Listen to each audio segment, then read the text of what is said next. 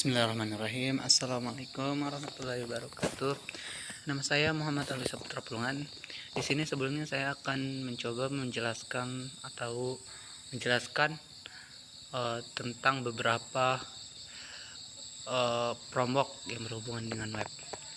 Nah, di sini sebelumnya saya akan menyampaikan pengertian prombok, yaitu prombok adalah sebuah kerangka kerja untuk mengembangkan aplikasi berbasis website atau maupun desktop. Fungsinya untuk membantu kinerja dari developer serta membuat kode program menjadi lebih terstruktur. Jenis-jenisnya terkait dengan pengembangan website terbagi menjadi 3, yaitu framework CSS, JavaScript, dan PHP. Kemudian dapat dikerjakan baik dari sisi client maupun server.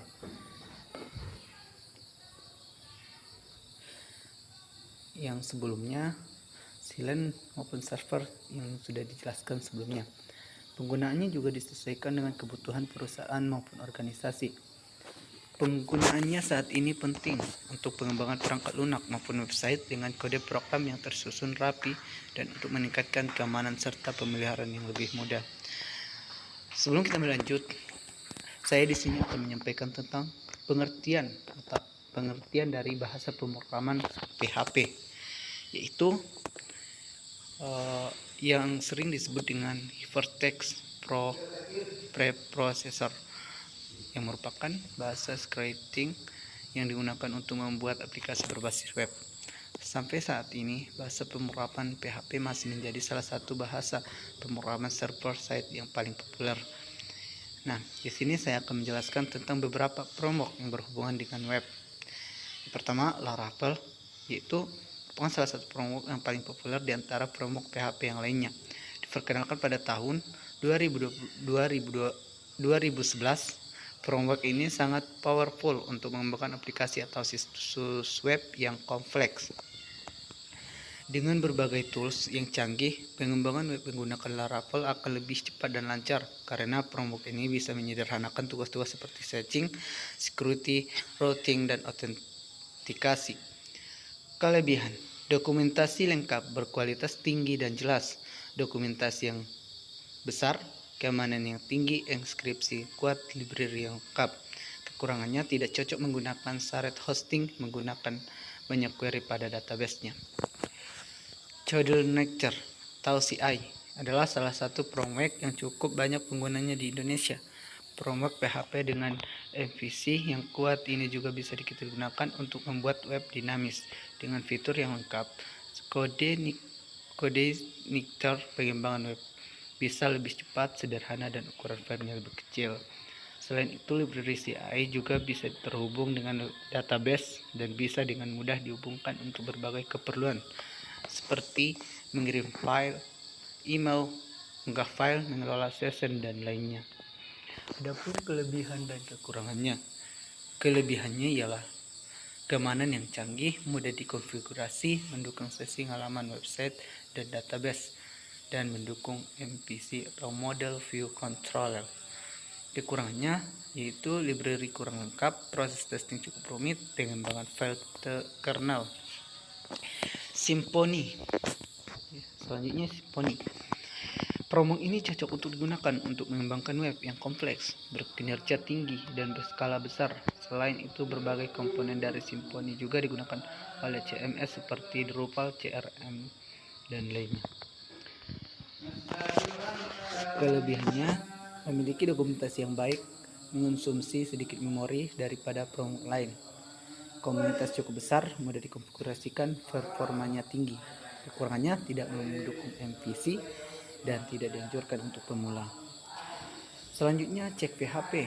Check PHP memiliki kecepatan, keamanan, dan keandalan yang bagus dalam mengembangkan aplikasi berbasis web.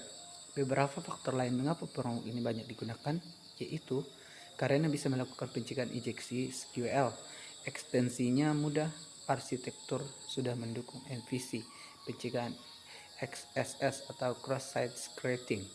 Kelebihannya, cocok untuk mengembangkan aplikasi web yang bersifat kompleks, sudah terdapat setting, autentikasi, dan mampu mencegah injeksi SQL, konfigurasi mudah, dokumentasi sangat baik. Kekurangannya lebih kompleks dari framework yang lainnya.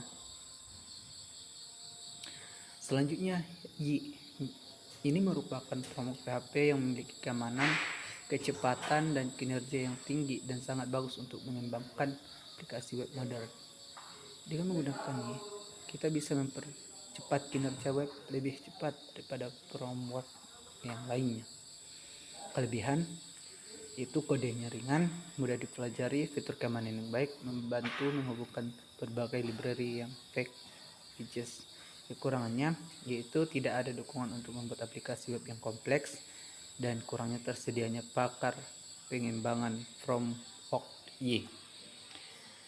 Selanjutnya yaitu bagian nomor 6, yaitu Zen Framework, yang merupakan salah satu framework yang mendukung teknologi front-end seperti HTML, CSS, juga JavaScript.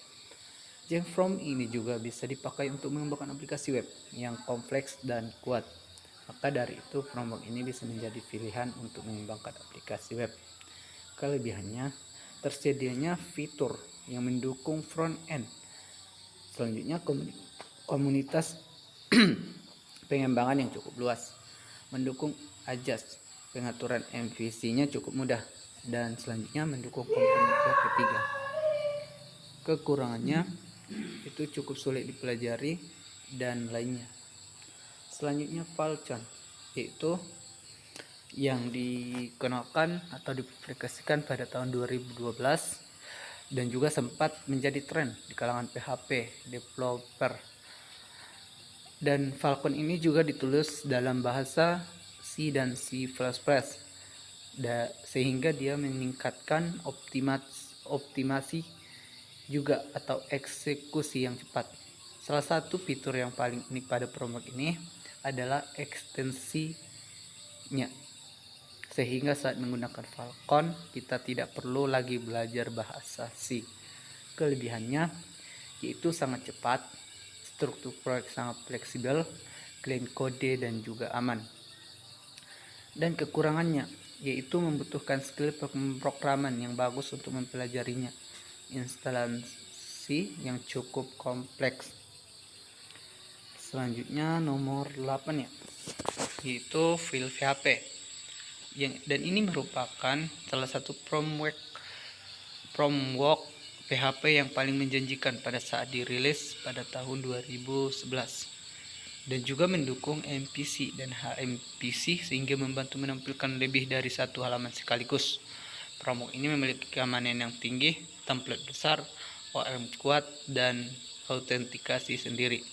Kelebihannya, antusiasme masyarakat yang tinggi, keadaan yang baik, modular yang terintegrasi dengan ORM. Kekurangannya ialah kurangnya dukungan dan tidak dianjurkan untuk pemula.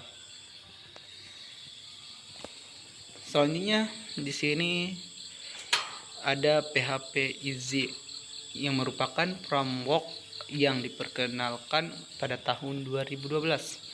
Ini bertujuan untuk membuat situs web yang siap pakai saja. Polanya sudah HMVC sehingga serupa dengan file PHP. Kelebihannya mudah dikonfigurasi dan lebih ringan dengan dukungan MongoDB atau database. Kekurangannya eksekusi kecepatannya rendah dan komunitasnya kecil. Dan yang terakhir, yang nomor 10 ialah Slim. Framework yang terakhir yaitu Slim. Framework ini digunakan untuk mengembangkan API RESTful. Terdapat banyak fitur dan komponen yang bisa membantu kita untuk membangun API dengan cepat. Kelebihannya, terbaik untuk mengembangkan API, bisa digunakan untuk membangun mudah dipelajari aplikasi web yang besar ataupun kecil. Dan kekurangannya, lemahnya dependencies to injection dan membutuhkan basis yang kuat untuk menciptakan dependencies. Nah, yang terakhir kan sebelumnya sudah saya jelaskan semua beberapa framework yang berhubungan dengan web.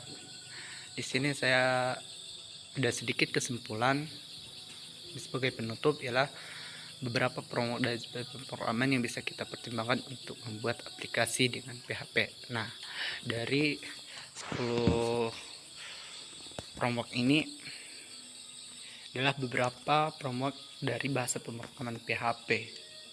Sekian dari saya, semoga dapat bermanfaat. Wassalamualaikum warahmatullahi wabarakatuh.